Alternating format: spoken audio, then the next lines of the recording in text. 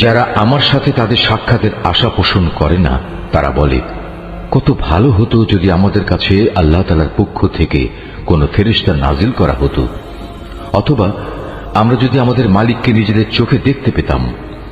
তারা এসব বলে নিজেদের বড় অহংকারী মনে করল এবং আল্লাহ তাআলার নাফরমানিতেও তারা মাত্রাতিরিক্ত সীমা লঙ্ঘন করে ফেলল। যেদিন সত্যি সত্যি তারা সে ফেরেশতাদের দেখবে, তখন কিন্তু অপরাধীদের জন্য সেদিন কোনো সুসংবাদ থাকবে না, বরং তারা বলবে, হে আল্লাহ, আযাবের এই ফেরেশতাদের থেকে আমরা পানা চাই, পানা চাই। এবার আমি তাদের সেসব কর্মকাণ্ডের দিকে মনোনিবেশ করব যা তারা দুনিয়ায় করে এসেছে। তখন আমি তাদের কাজসমূহ উড়ন্ত ধূলি করার মতোই নিষ্ফল করে দেব। সেদিন জান্নাতীদের বাসস্থান ও তাদের বিশ্রামের জায়গা হবে অত্যন্ত মনোরম। হে মানুষ, তোমরা সেদিনকে ভয় করো যেদিন আসমান তার মেঘমালা নিয়ে ফেটে পড়বে, আর তারই মাঝ দিয়ে দলে দলে ফেরেশতারা জমিনে নেমে আসবে। সেদিন চূড়ান্ত বাদশাহী হবে দয়াময় আল্লাহ তাআলার জন্য। যারা অস্বীকার করেছে তাদের উপর সেদিনটি হবে বড়ই কঠিন। সেদিন জালেম ব্যক্তি ক্ষোভে দুঃখে নিজের হাত দুটো দংশন করতে করতে বলবে, হায়, আমরা যদি দুনিয়ায় রসুলের সাথে দিনের পথ অবলম্বন করতাম। দুর্ভাগ্য আমার, আমি যদি অমুককে নিজের বন্ধু না বানাতাম। আমার কাছে দিনের উপদেশ আসার পর সে তা থেকে আমাকে বিচ্যুত করে দিয়েছিল। আর শয়তান তো হামেশাই মানুষকে বিপদের সময় একলা ফেলে কেটে পড়ে। সেদিন রসুল বলবে, হে মালিক, অবশ্যই আমার জাতি কোরআনকে একটি পরিত্যাজ্য বিষয় মনে করেছিল।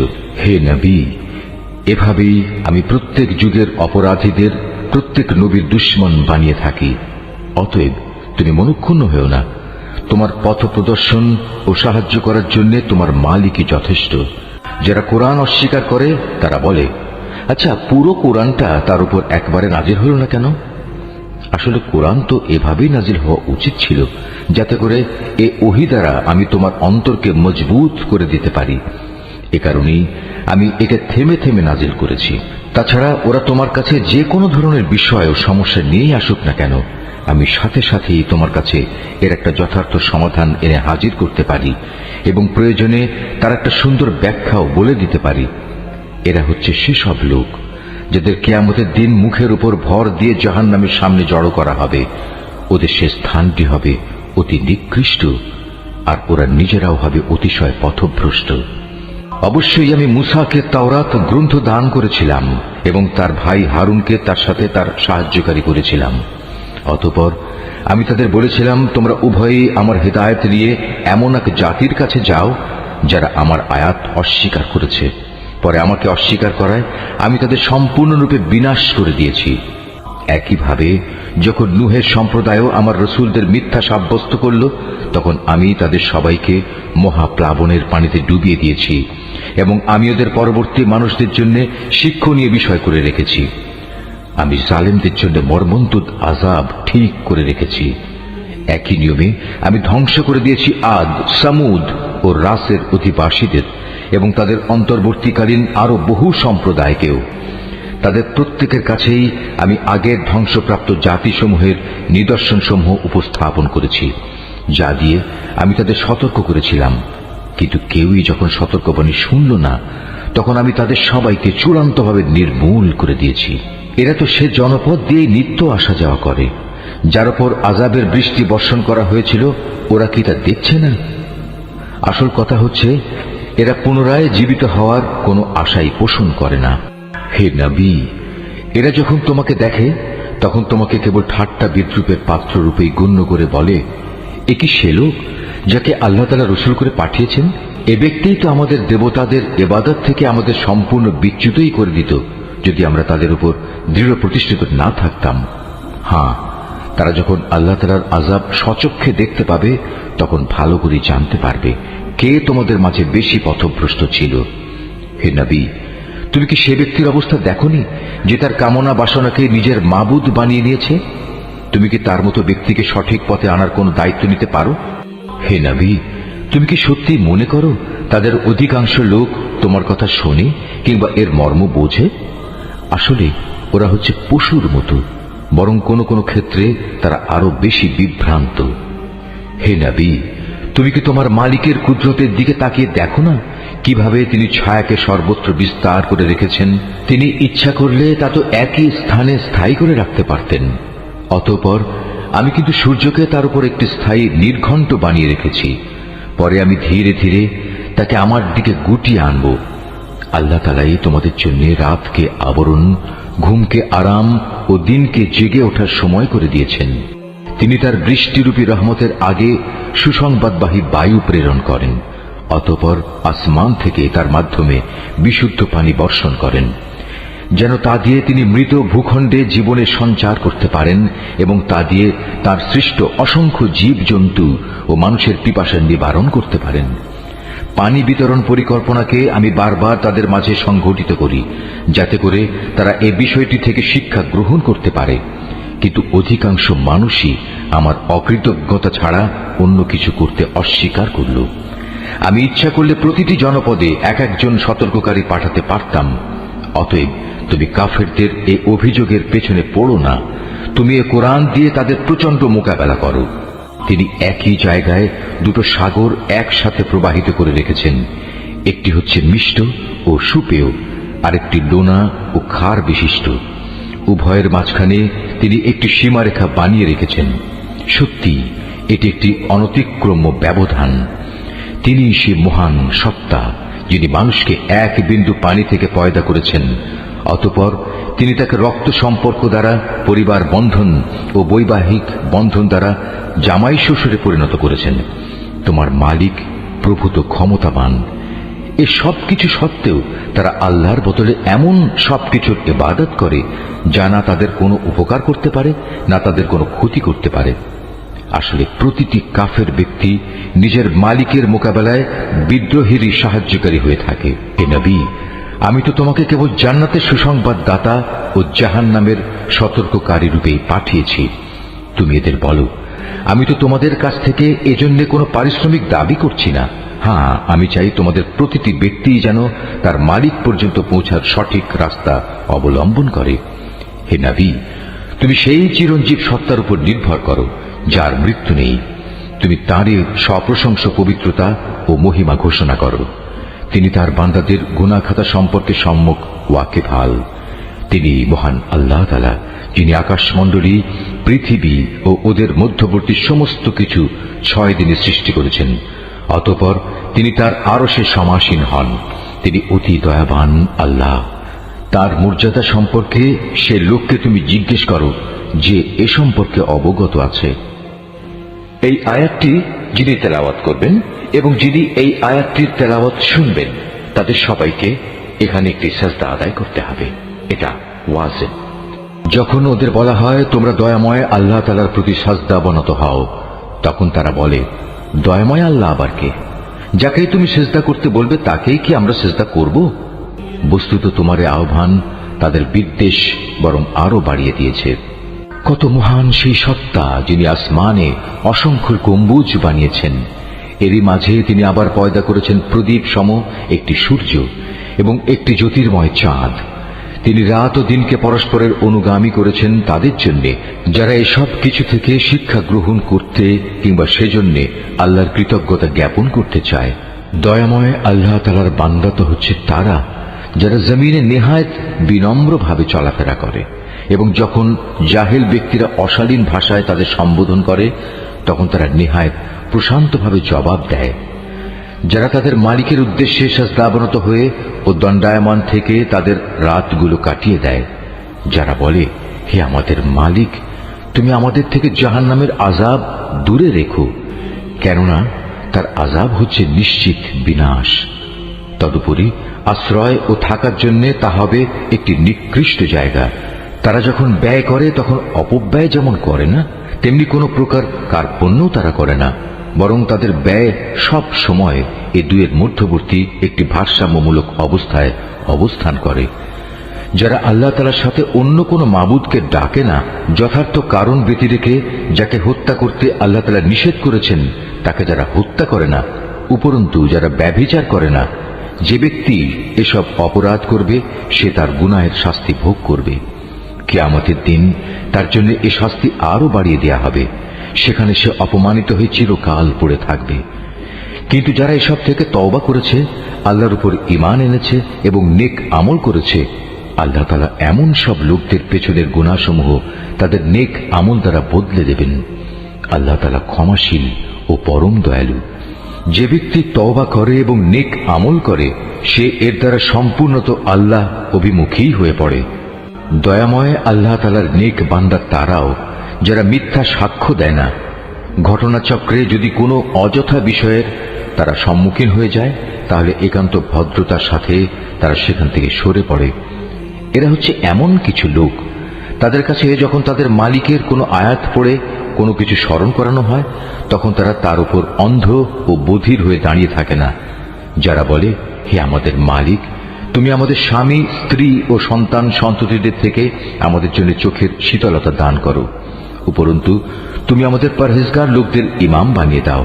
এরাই হচ্ছে সেসব লোক, তাদের কঠোর ধৈর্যের বিনিময় স্বরূপ যাদের সুরম্য বালাখানা দেয়া হবে, ফেরেশতাদের পক্ষ থেকে তাদের সম্মানজনক অভিবাদন ও সালাম সহ অভ্যর্থনা জানানো হবে।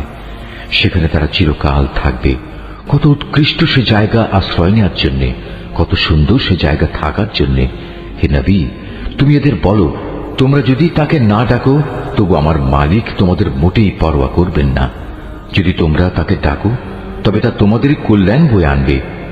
কিন্তু তোমরা তো তাকে অস্বীকার করেছ, তাই অচিরেই এটা তোমাদের জন্য কাল হয়ে দেখা দেবে। সূরা আশ-শুআরা। রহমান রহিম আল্লাহ তাআলার নামে। সিন মিম। এ হচ্ছে সুস্পষ্ট গ্রন্থের কতিপয় আয়াত। হে নবী, মনে হচ্ছে তুমি তোমার জীবনটাই ধ্বংস করে দেবে। কেন তারা ঈমান আনছে না সে দুঃখে।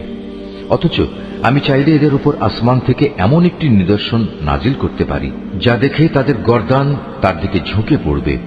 যখনই দয়াময় আল্লাহ তাআলার কাছ থেকে এদের কাছে কোনো নতুন উপদেশ আসে, তখনই তারা তা থেকে মুখ ফিরিয়ে নেয়। এরা যেহেতু আল্লাহর আযাব অস্বীকার করেছে, তাই অচিরেই তাদের কাছে সে আযাবের প্রত্যক্ষ বিবরণ এসে হাজির হবে, যা নিয়ে তারা ঠাট্টা বিদ্রুপ করত। এরা কি জমিনের দিকে নজর করে দেখে না আমি কত কত ধরনের উৎকৃষ্ট জিনিসপত্র তাতে উৎপাদন করাই? নিশ্চয়ই এর মাঝে আমার সৃষ্টি কৌশলের নিদর্শন ছড়িয়ে আছে, কিন্তু তাদের অধিকাংশ মানুষ তা বিশ্বাসই করে না। তোমার মালিক অবশ্যই পরাক্রমশালী ও পরম দয়ালু। হে নবী, তুমি তাদের সে সময়কার কাহিনী শোনাও, যখন তোমার মালিক মুসাকে ডাকলেন ইসলামের দাওয়াত নিয়ে, যেন জালেম জাতির কাছে যায় যেন ফেরাউনের জাতির লোকদের কাছে। তারা কি আমার ক্রোধকে ভয় করে না? সে বলল, হে আমার মালিক, আমি আশঙ্কা করছি তারা আমাকে মিথ্যা সাব্যস্ত করবে। তাছাড়া আমার হৃদয় সংকীর্ণ হয়ে আসছে, আমার জিহ্বা ভালো করে কথা বলতে পারে না। এমত অবস্থায় আমার সাহায্যের জন্য তুমি হারুনের কাছে নবুত পাঠাও। তাছাড়া আমার উপর তাদের আগে থেকেই একটা অপরাধের অভিযোগ আছে, তাই আমি ভয় করছি এখন তারা সে অভিযোগে আমাকে মেরেই ফেলবে। আল্লাহ তাআলা বললেন, না, তা কখনো হবে না। আমার আয়াত নিয়ে তোমরা উভয়ই তার কাছে যাও। আমি তো তোমাদের সাথেই আছি, আমি সবকিছু শুনতে পাই। তোমরা দুজন যাও ফেরাউনের কাছে। অতঃপর তোমরা তাকে বলো, আমরা সৃষ্টিকুলের মালিক আল্লাহ তাআলার প্রেরিত রাসূল, তুমি বনী ইসরাইলদের আমাদের সাথে যেতে দাও। ফেরাউন এসব শুনে বলল, হে মূসা, আমি কি তোমাকে আমাদের তত্ত্বাবধানে রেখে লালন পালন করিনি? তুমি কি জীবনের বেশ কয়েকটি বছর আমাদের মধ্যে অতিবাহিত করনি? তখন তোমরা যা কিছু করার ছিল তা তুমি ঠিক মতোই করেছ। তুমি তো দেখছি ভারী অকৃতজ্ঞ মানুষ। বলল, হ্যাঁ, আমি তখন সে কাজটি একান্ত না জানা অবস্থায় করে ফেলেছি। অতঃপর যখন আমি তোমাদের কাছ থেকে প্রতিশোধের ব্যাপারে ভয় পেয়ে গেলাম, তখন আমি তোমাদের এখান থেকে পালিয়ে গেলাম। তারপর আমার মালিক আমাকে বিশেষ জ্ঞান দান করলেন এবং আমাকে রাসূলদের দলে শামিল করলেন। আর তুমি তোমার রাজ পরিবারের সে অনুগ্রহ, যার বোঝা তুমি আজ আমার উপর রাখার প্রয়াস পেলে, তার মূল কারণ এটাই ছিল যে তুমি বনী ইসরাইলদের নিজের গোলাম বানিয়ে রেখেছিলে। ফেরাউন বলল, সৃষ্টিকুলের মালিক আবার কে? বলল, তিনি হচ্ছেন আসমান সমূহ ও জমিনের এবং এ উভয়ের মধ্যবর্তী স্থানে যা কিছু আছে তার সব কিছুর মালিক। কত ভালো হতো যদি তোমরা বিশ্বাস করতে। ফেরাউন তার আশেপাশে যারা বসা ছিল তাদের বলল, তোমরা কি শুনছ মূসা কি বলছে?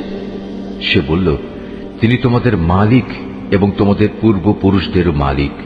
ফিরআউন তার দলবলকে বলল, তোমাদের কাছে পাঠানো তোমাদের রসুল হচ্ছে আসলেই এক বদ্ধ পাগল। সে বলল, তিনি পূর্ব পশ্চিম উভয় দিকের মালিক, আরো মালিক এদের উভয়ের মাঝখানে যা কিছু আছে সে সব কিছুরও। কত ভালো হতো যদি তোমরা অনুধাবন করতে।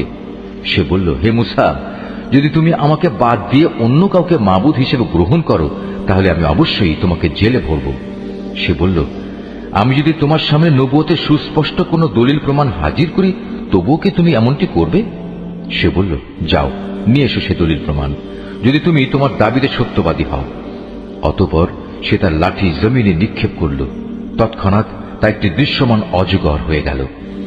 দ্বিতীয় নিদর্শন হিসেবে সে বগল থেকে তার হাত বের করল, সাথে সাথেই তা দর্শকদের সামনে চমকাতে লাগল। ফিরআউন তার আশেপাশে উপবিষ্ট দরবারের বড় আমলাদের বলল, হে তো দেখছি আসলে একজন সুদক্ষ জাদুকর। সে তার জাদুর শক্তি দিয়ে তোমাদের দেশ থেকে তোমাদেরই বের করে দিতে চায়। বলো, এখন তোমরা আমাকে এ ব্যাপারে কি পরামর্শ দেবে? তারা বলল, আমাদের মতে তুমি তাকে ও তার ভাইকে কয়েকদিনের অবকাশ দাও এবং এ সুযোগে তুমি শহরে বন্দরে জাদুকরদের নিয়ে আসার ফরমান দিয়ে সংগ্রাহকদের পাঠিয়ে দাও। তাদের বলে দাও তারা যেন প্রতিটি সুদক্ষ জাদুকরকে তোমার সামনে এনে হাজির করে। অতঃপর একটি নির্দিষ্ট দিনে একটি নির্দিষ্ট সময়ে দেশের সব জাদুকরদের একত্রিত করা হল। সাধারণ মানুষদের জন্যও শাহী ফরমান জারি করে বলা হল তারাও যেন সেখানে একত্রিত হয়। এ আশা নিয়ে আজ সবাই আসবে যে যদি জাদুকররা আজ বিজয়ী হয় তাহলে আমরা মুসাকে বাদ দিয়ে তাদের অনুসরণ করতে পারব। তারা ফিরআউনের সামনে এসে বলল, আমরা যদি আজ জয়লাভ করি তাহলে আমাদের জন্য পর্যাপ্ত পুরস্কার থাকবে তো? সে বলল, হ্যাঁ, তা তো অবশ্যই। তেমন অবস্থায় তোমরাই তো হবে আমার ঘনিষ্ঠ জন। মোকাবেলা শুরু হয়ে গেলে মুসা তাদের বলল, হ্যাঁ, তোমরাই আগে নিক্ষেপ করো যা কিছু তোমাদের কাছে নিক্ষেপ করার আছে। অতঃপর তারা তাদের রশি ও লাঠি মাটিতে ফেলল এবং তারা বলল, ফিরআউনের ইজ্জতের কসম, আজ অবশ্যই আমরা বিজয়ী হব। তারপর মুসা তার হাতের লাঠি জমিনে নিক্ষেপ করল। সহসা তা এক বিশাল অজগর হয়ে তাদের জাদুর অলীক সৃষ্টিগুলোকে গ্রাস করতে লাগল। অতঃপর ঘটনার আকস্মিকতা জাদুকরদের সাজদা অবনত করে দিল। তারা বলল, আমরা সৃষ্টিকুলের মালিকের উপর ঈমান আনলাম মুসা ও হারুনের মালিকের উপর। এতে ক্রোধান্বিত হয়ে সে ফিরআউন বলল, এ কি, আমি তোমাদের কোন রকম অনুমতি দেওয়ার আগেই তোমরা তার মালিকের উপর ঈমান এনে ফেললে? আমি বুঝতে পারছি আসলে এ হচ্ছে তোমাদের সবচেয়ে বড় গুরু।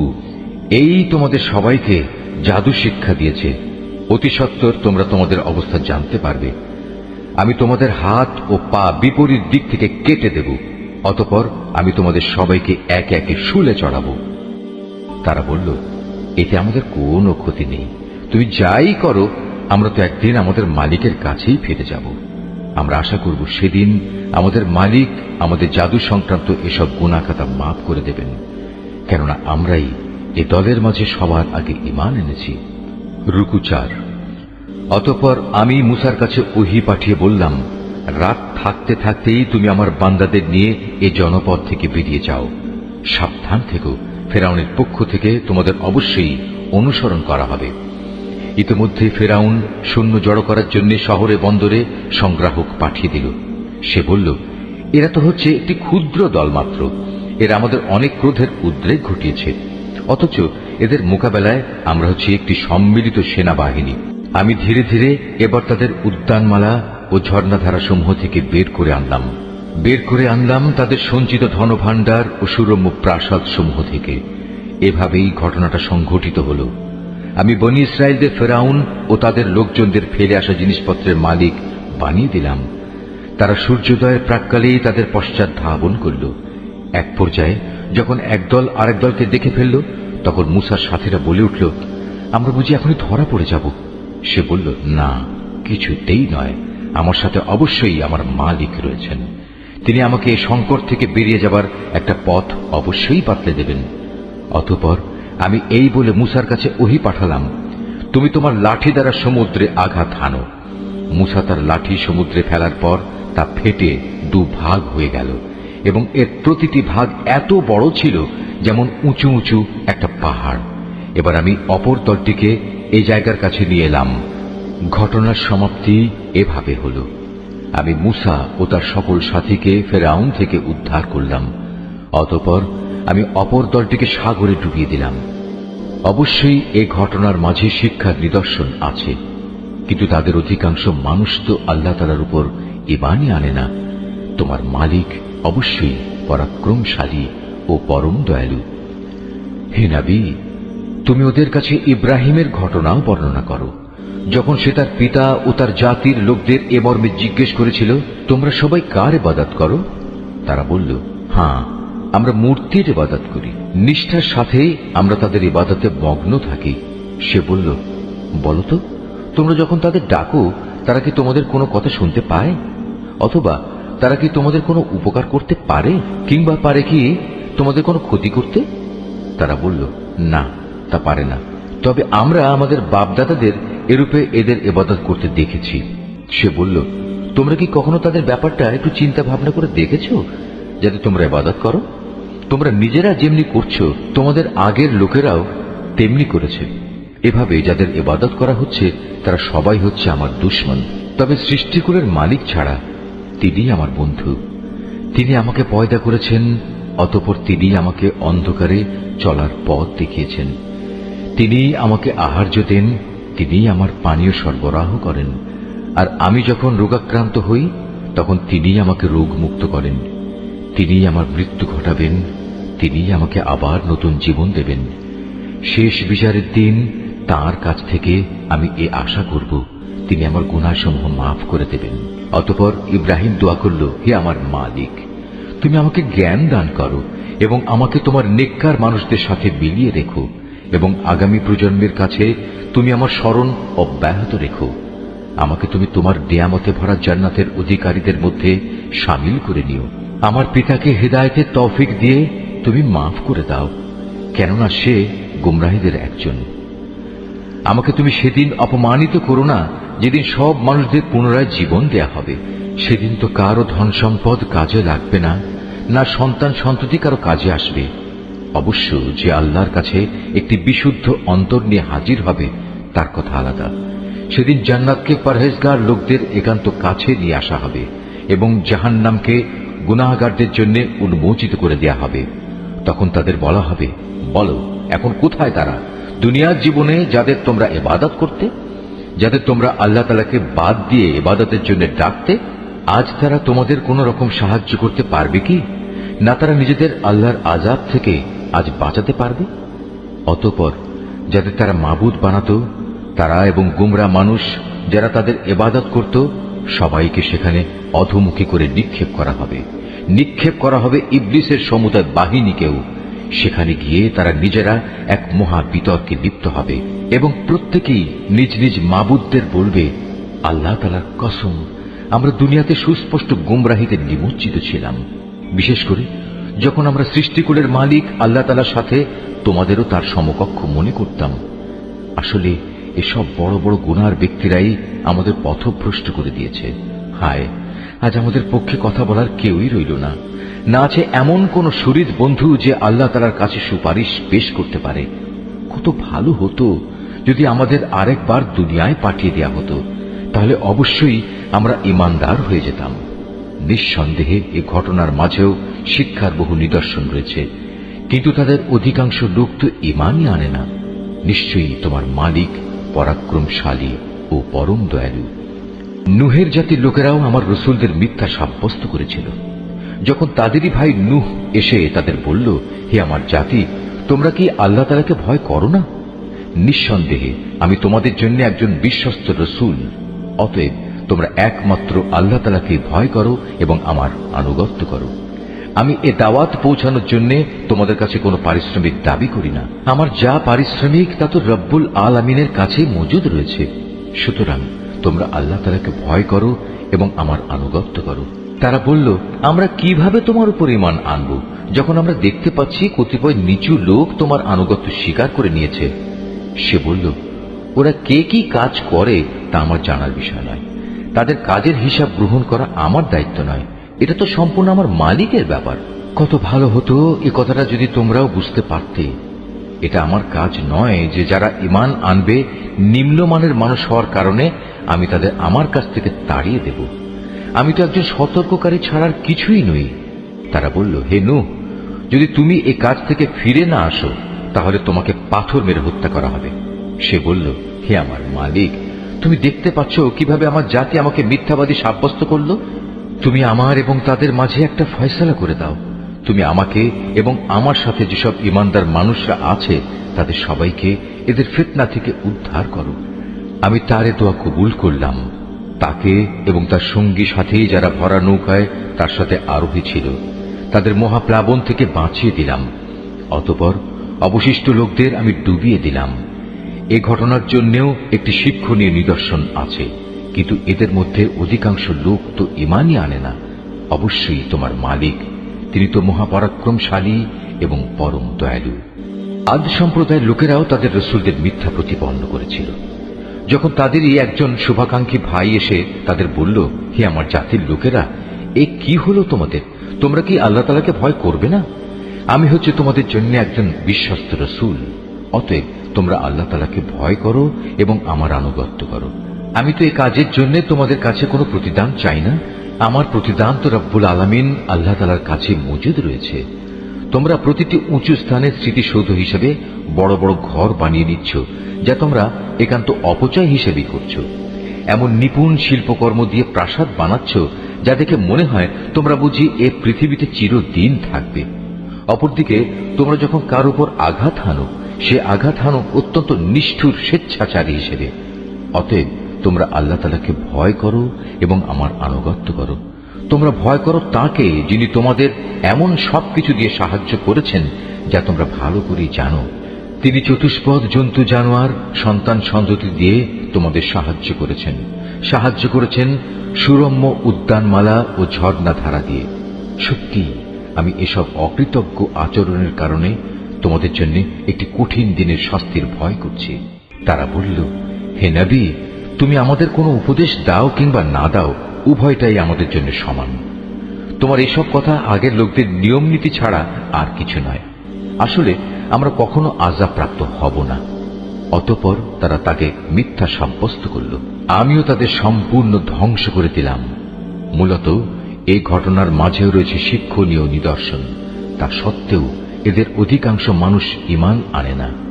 নিশ্চয়ই তোমার মালিক পরাক্রমশালী, পরম দয়ালু। এভাবে সামুদ জাতীয় তাদের রসুলদের মিথ্যা প্রতিপন্ন করেছিল। যখন তাদেরই এক ভাই সালেহ তাদের বলেছিল, তোমাদের এ কি হলো? তোমরা কি আল্লাহ তাআলাকে ভয় করবে না? নিঃসন্দেহে আমি তোমাদের জন্য একজন বিশ্বস্ত রসুল। অতএব তোমরা আল্লাহ তাআলাকে ভয় করো এবং আমার আনুগত্য করো। আমি তো তোমাদের কাছে এই কাজের জন্য কোন রকম পারিশ্রমিক দাবি করছি না যে এ ভয়ে তোমরা আমাকে অমান্য করবে। আমার যা কিছু পারিশ্রমিক তা তো সৃষ্টিকুলের মালিক আল্লাহর কাছে মজুদ রয়েছে। তোমরা কি ধরেই নিয়েছ এ দুনিয়ার মাঝে যা কিছু ভোগের উপকরণ রয়েছে তার মধ্যে নিরাপদে বাস করার জন্য তোমাদের এমনি ছেড়ে দেয়া হবে? নিরাপদ থাকবে তোমরা এ উদ্যানমালা ও এ ঝর্ণাধারার মধ্যে? শস্য ক্ষেত্র, এ নাজুক ও ঘন গোছা বিশিষ্ট খেজুর বাগিচার মধ্যেও কি তোমরা সত্যি নিরাপদ থাকতে পারবে? তোমরা যে নিপুণ শিল্প দ্বারা পাহাড় কেটে রংচং করে বাড়ি বানাও, তাতে কি তোমরা চিরদিন থাকতে পারবে? ওর কোনোটাতেই যখন তোমরা নিরাপদ নও, তখন তোমরা আল্লাহ তাআলাকে ভয় করো এবং আমার আনুগত্য করো। সেসব সীমা লঙ্ঘনকারী মানুষদের কথা শোনো না, যারা আল্লাহর জমিনে শুধু বিপর্যয় সৃষ্টি করে এবং কখনো সমাজের সংশোধন করে না। এসব শুনে তারা বলল, হে সালেহ, আসলেই তুমি হচ্ছে একজন জাদুগ্রস্ত ব্যক্তি। তুমি তো আমাদেরই মতো একজন মানুষ। যদি তুমি তোমার দাবিতে সত্যবাদী হও তাহলে ভিন্ন কোনো প্রমাণ নিয়ে এসো। সে বলল, এ উষ্ট্রি হচ্ছে আমার নবুয়তের প্রমাণ। এর জন্য কুয়ার পানি পান করার একটি নির্দিষ্ট পালা থাকবে, আর একটি নির্দিষ্ট দিনের পালা থাকবে তোমাদের পশুদের পানি পান করার জন্য। কখনো একে কোন রকম দুঃখ ক্লেশ দেওয়ার উদ্দেশ্যে স্পর্শও করো না, নতুবা বড় কঠিন দিনের আযাব তোমাদের পাকড়াও করবে। অতঃপর পায়ের নলি কেটে তারা সেটিকে হত্যা করল।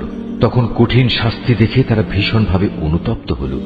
অতঃপর আল্লাহ তাআলার শাস্তি এসে তাদের গ্রাস করল। এ ঘটনার মাঝেও রয়েছে আল্লাহ তাআলার বিশেষ নিদর্শন। কিন্তু তাদের অধিকাংশ মানুষ তো ঈমানই আনে না।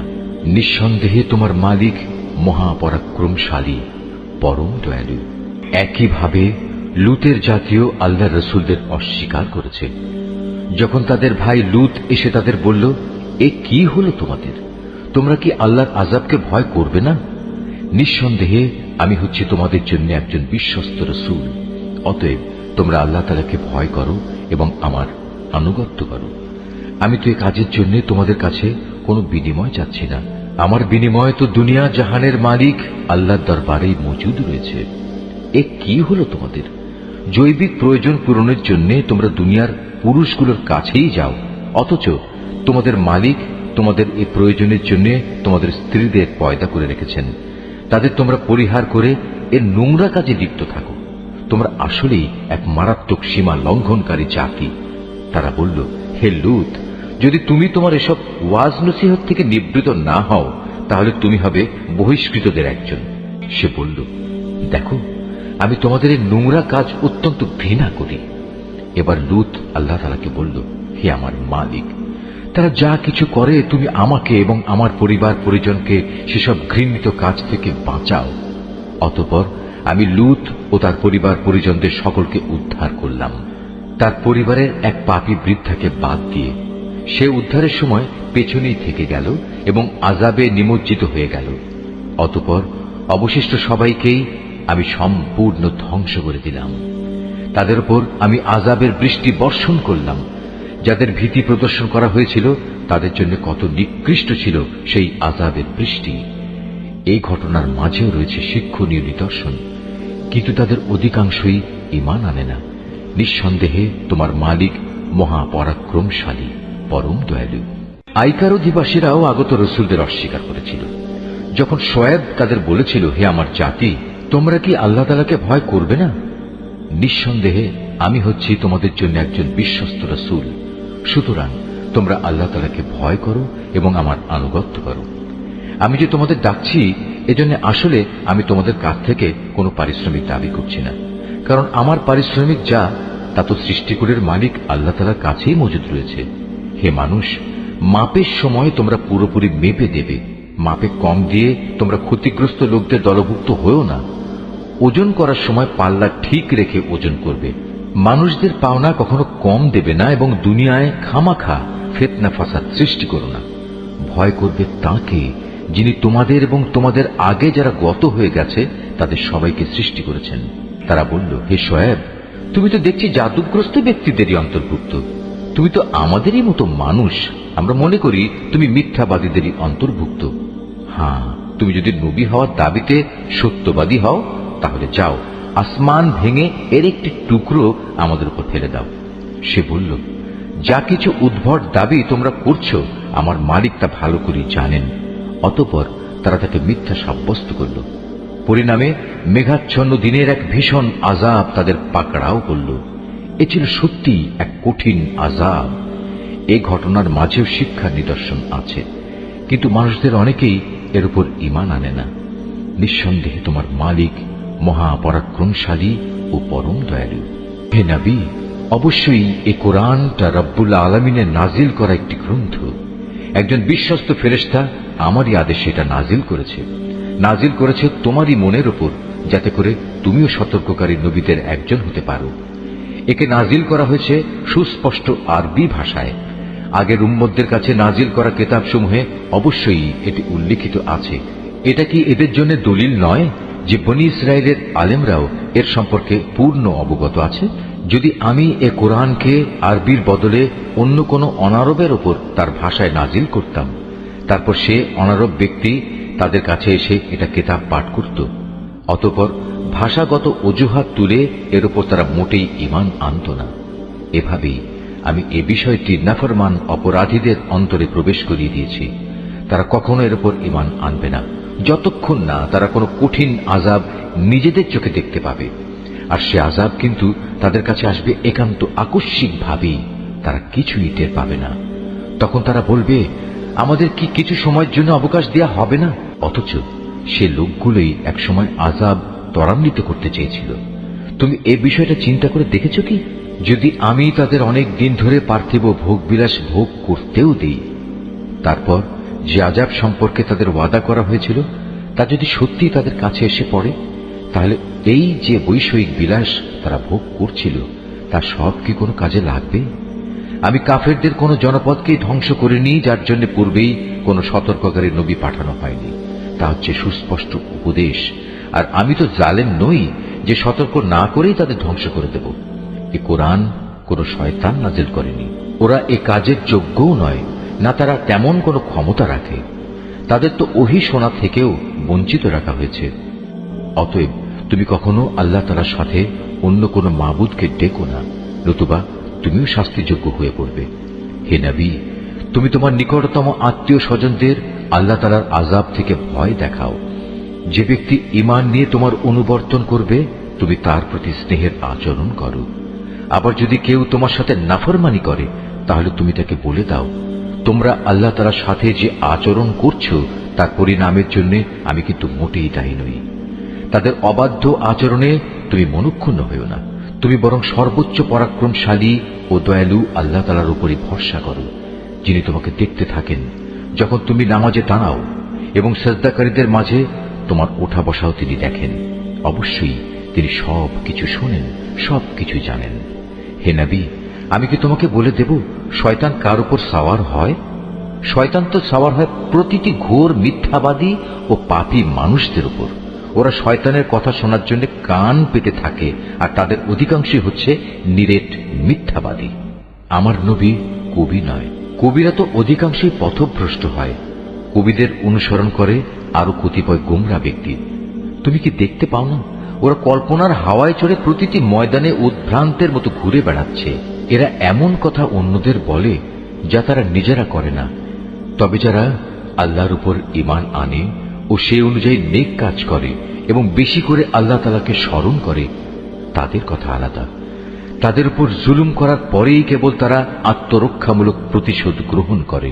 আর জুলুম যারা করে তারা অচিরেই জানতে পারবে তাদের একদিন কোথায় ফিরে যেতে হবে। সূরা আন-নামল। রহমান রহিম আল্লাহ তাআলার নামে। তাসিন। এগুলো হচ্ছে কোরআনেরই আয়াত এবং সুস্পষ্ট কিতাবের কতিপয় অংশ। ঈমানদারদের জন্য এটা হচ্ছে হিদায়াত ও সুসংবাদবাহী গ্রন্থ। তাদের জন্য যারা নামাজ প্রতিষ্ঠা করে, যাকাত আদায় করে, সর্বোপরি কিয়ামত দিবসের উপর যারা বিশ্বাস স্থাপন করে, যারা শেষ বিচারের দিনের উপর ঈমান আনে না, তাদের জন্য তাদের যাবতীয় কর্মকাণ্ড আমি সুন্দর শোভন করে রেখেছি। ফলে তারা উদ্ভ্রান্তের মতো আপন কর্মকাণ্ডের চারপাশে ঘুরে বেড়ায়। এরাই হচ্ছে সেসব লোক যাদের জন্য রয়েছে জাহান্নামের কঠিন আযাব, আর পরকালেও এ লোকেরা ভীষণ ক্ষতির সম্মুখীন হবে। হে নবী, নিশ্চয়ই প্রবল প্রজ্ঞাময় সর্বজ্ঞ আল্লাহ তাআলার পক্ষ থেকে তোমাকে এ কোরআন দেওয়া হয়েছে। স্মরণ করো যখন মূসা তার পরিবারের লোকজনদের বলেছিল, আমি আগুন সদৃশ্য কিছু একটা দেখতে পেয়েছি, সেখান থেকে আমি এক্ষুনি তোমাদের কাছে হয় পথঘাটের ব্যাপারে কোনো খোঁজ খবর কিংবা তোমাদের জন্য একটি অঙ্গার নিয়ে আসব, যাতে করে তোমরা এ ঠান্ডার সময় আগুন পোহাতে পারো। অতঃপর সে যখন আগুনের কাছে পৌঁছল, তখন তাকে অদৃশ্য থেকে আওয়াজ দেওয়া হলো, বরকতময় হোক সে নূর যা এ আগুনের ভেতর আলোকিত হয়ে আছে, বরকতময় হোক সে মানুষ যে এর আশেপাশে রয়েছে। সৃষ্টিকুলের মালিক আল্লাহ তাআলা কত পবিত্র, প্রশংসিত। আওয়াজ এলো, হে মূসা, আমি হচ্ছি আল্লাহ তাআলা, মহাপরাক্রমশালী ও প্রবল প্রজ্ঞাময়। হে মূসা, তুমি তোমার হাতের লাঠিটা জমিনে নিক্ষেপ করো। অতঃপর সে যখন তাকে দেখল জমিনে জীবিত সাপের মতো তা ছোটাছুটি করছে, তখন সে কিছুটা ভীত হয়ে উল্টো দিকে দৌড়তে লাগলো, পেছনের দিকেও তাকালো না। আমি বললাম, হে মূসা, ভয় পেও না, আমার সামনে নবী রসুলরা কখনো ভয় পায় না। হ্যাঁ, যদি কেউ কখনো কোনো অন্যায় করে তাহলে তা ভিন্ন কথা, কিন্তু সে যদি অন্যায়ের পর তার বদলে পুনরায় নেক আমল করে, তাহলে সে যেন জেনে রাখে আমি অবশ্যই ক্ষমাশীল ও পরম দয়ালু। হে মূসা, এবার তুমি তোমার হাত দুটো তোমার জামার বুক পকেটের ভেতর ঢুকিয়ে দাও। বের করে আনলে দেখবে কোন রকম দোষ ত্রুটি ব্যতি রেখেই তা উজ্জ্বল হয়ে বেরিয়ে এসেছে। এই মোজেজাগুলো সে 9টি নিদর্শনেরই অন্তর্গত, যা ফেরাউন ও তার জাতির জন্য আমি মূসার সাথে পাঠিয়েছিলাম। ওরা অবশ্যই ছিল একটি গুনাহগার জাতি। অতঃপর যখন তাদের কাছে আমার উজ্জ্বল নিদর্শনসমূহ হাজির হল, তখন তারা বলল, এ তো হচ্ছে স্পষ্ট জাদু। তারা জুলুম ও ঔদ্ধত্যের কারণে তার সবকিছু প্রত্যাখ্যান করল, যদিও তাদের অন্তর এসব নিদর্শন সত্য বলে গ্রহণ করে নিয়েছিল। অতঃপর হে নবী, তুমি দেখে নাও আমার জমিনে বিপর্যয় সৃষ্টিকারীদের কি পরিণাম হয়েছিল। আমি অবশ্যই দাউদ এবং সুলাইমানকে দিন দুনিয়ার জ্ঞান দান করেছিলাম। তারা উভয়ই বলল, যাবতীয় তারিফ আল্লাহ তাআলার, যিনি তার বহু ইমানদার বান্দার উপর আমাদের শ্রেষ্ঠত্ব দান করেছেন। দাউদের মৃত্যুর পর সুলাইমান দাউদের উত্তরাধিকারী হল। উত্তরাধিকার পেয়ে সে তার জনগণকে বলল, হে মানুষরা, আমাকে আল্লাহ তাআলার পক্ষ থেকে পাখিদের বুলি পর্যন্ত শেখানো হয়েছে। এছাড়াও আমাকে দুনিয়ার প্রতিটি জিনিসই দেওয়া হয়েছে। এ হচ্ছে আল্লাহ তাআলার এক সুস্পষ্ট অনুগ্রহ। সুলাইমানের সেবার জন্য মানুষ, জিন ও পাখিদের মধ্যে থেকে এক বিশাল বাহিনী সমবেত করা হয়েছিল। এরা আবার বিভিন্ন বুহে সুবিন্যস্ত ছিল। সুলাইমান একবার অভিযানে বের হল।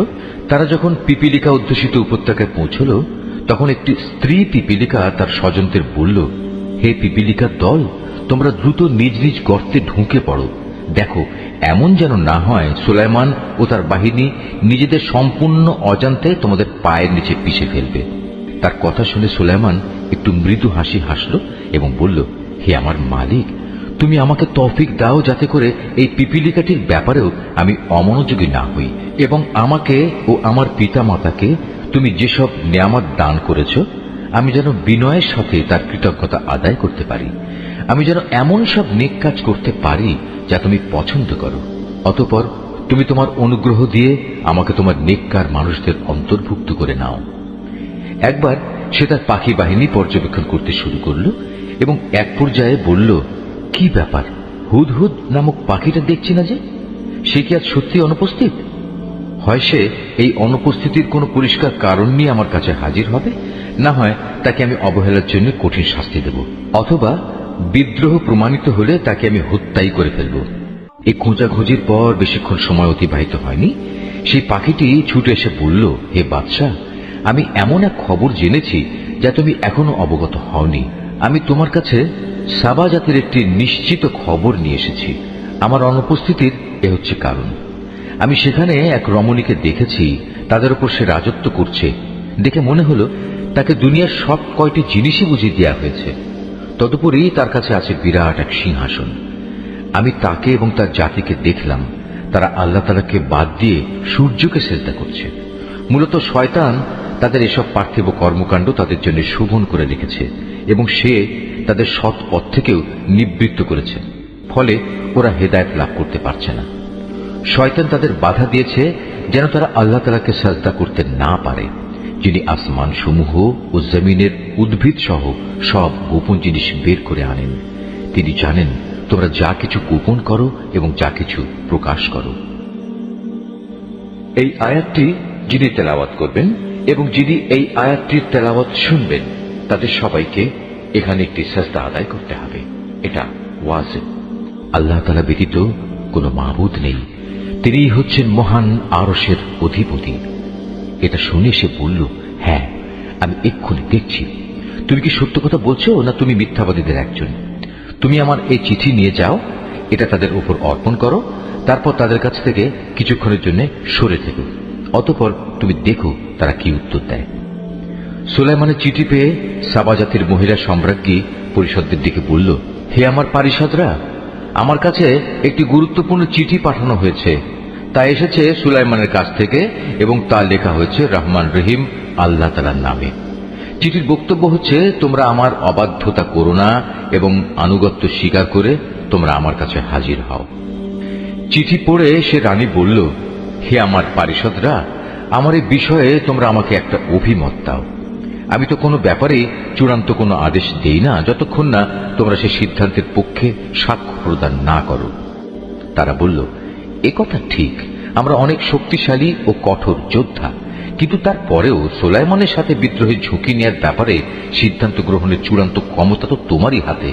অতএব চিন্তা করে দেখো, এ পরিস্থিতিতে তুমি আমাদের কি আদেশ দেবে? সে রানী বলল, রাজা বাদশারা যখন কোনো জনপদে বিজয়ীর বেশে প্রবেশ করে তখন তা তছনছ করে দেয়, সেখানকার মর্যাদাবান ব্যক্তিদের অপদস্থ করে ছাড়ে, আর তোমরা দেখবে এরাও ঠিক তাই করবে। আমি বরং সরাসরি হাঁ কিংবা না কোনোটাই না বলে তার কাছে কিছু তোহফা পাঠিয়ে দেখি দূতেরা কি জবাব নিয়ে আসে। সে দূত হাদিয়া নিয়ে যখন সুলাইমানের কাছে এলো তখন সে বলল, তোমরা কি এ ধন সম্পদ পাঠিয়ে তা দিয়ে আমাকে সাহায্য করতে চাও? অথচ আল্লাহ তাআলা যা কিছু আমাকে দিয়েছেন তা তিনি তোমাদের যা দিয়েছেন তার তুলনায় অনেক উৎকৃষ্ট। তোমরা তোমাদের এ উপঢৌকন নিয়ে এতই উৎফুল্ল বোধ করছো? তোমরা বরং এগুলো নিয়ে তাদের কাছে ফিরে যাও যারা তোমাদের পাঠিয়েছে, এবং গিয়ে তাদের বলো, আমি অবশ্যই ওদের মোকাবেলায় এমন এক বাহিনী নিয়ে হাজির হব যার প্রতিরোধ করার শক্তি ওদের নেই, এবং আমি তাদের সে জনপদ থেকে লাঞ্ছিতভাবে বের করে দেব। পরিণামে ওরা সবাই অপমানিত হবে। সে নিজের মন্ত্রণা পরিষদকে বলল, হে আমার পারিষদরা, তারা আমার কাছে আত্মসমর্পণ করতে আসার আগেই তার গোটা সিংহাসন আমার কাছে তুলে নিয়ে আসতে পারে এমন কে এখানে আছে? বিশাল বপু বিশিষ্ট এক জিন দাঁড়িয়ে বলল, তোমরা বর্তমান স্থান থেকে উঠবার আগেই আমি তা তোমার কাছে নিয়ে আসব। এ ব্যাপারে আমি অবশ্যই বিশ্বস্ত ক্ষমতাবান।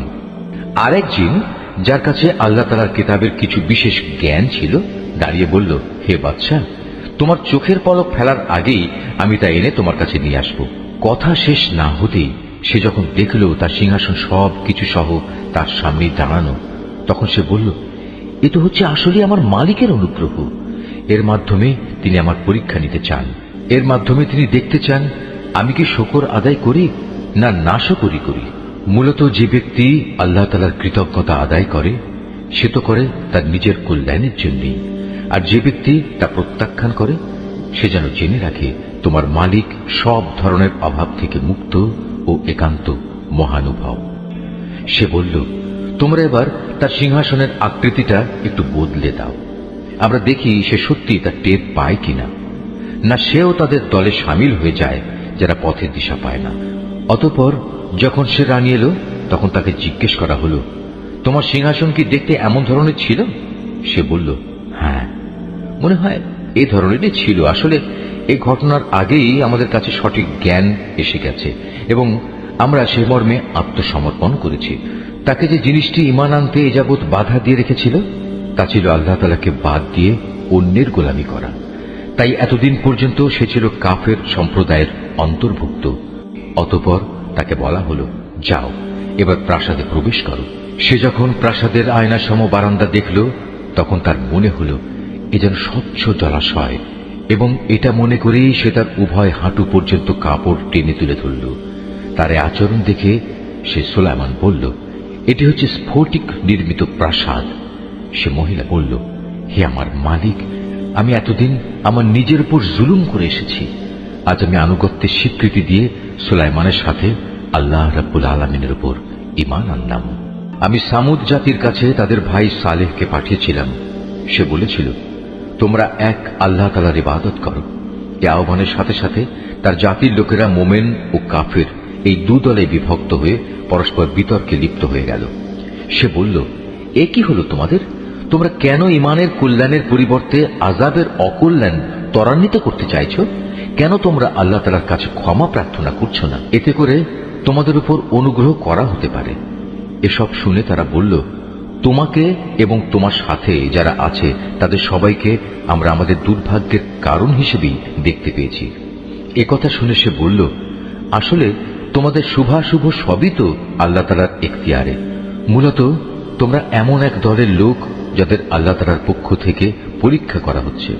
সে শহরে ছিল নেতা গোছের এমন 9 জন লোক যারা আমার জমিনে বিপর্যয় সৃষ্টি করে বেড়াত।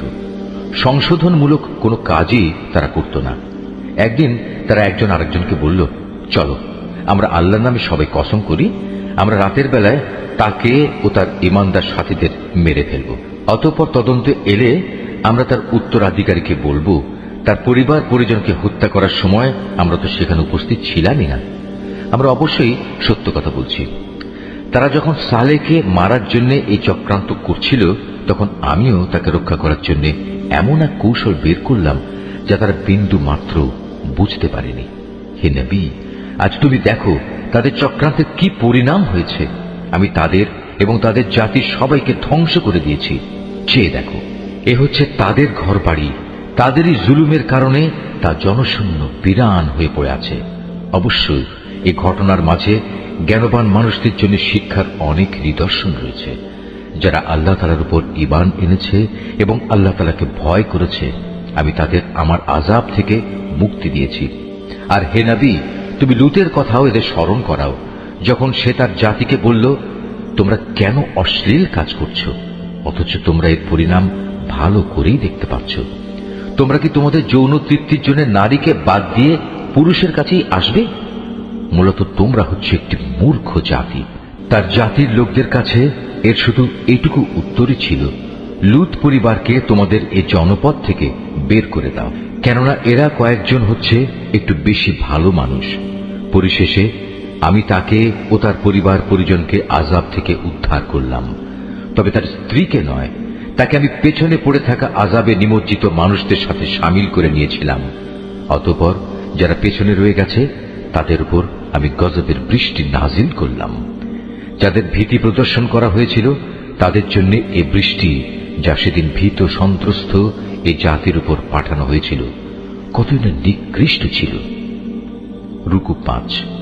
হে নবী, তুমি বলো, সমস্ত তারিফ একমাত্র আল্লাহ তাআলার জন্য নিবেদিত এবং যাবতীয় শান্তি তার সেসব নেক বান্দার জন্য, যাদের তিনি তার দ্বীনের জন্য বাছাই করে নিয়েছেন। আসলে কে শ্রেষ্ঠ, আল্লাহ তাআলা না এরা তার সাথে যারা শরীক করে?